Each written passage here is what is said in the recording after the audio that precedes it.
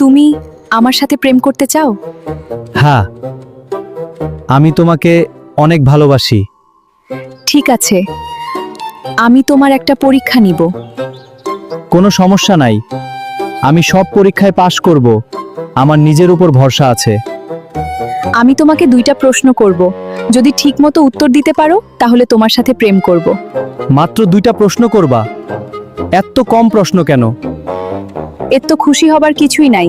যদি একটারও উত্তর ভুল হয় তাহলে কোনো প্রেম হবে না। রাজি আছো?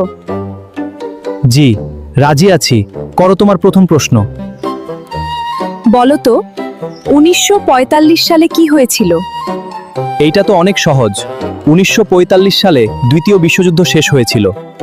পারলে এইটা বলে দেখাও, 1950 সালে কি হয়েছিল?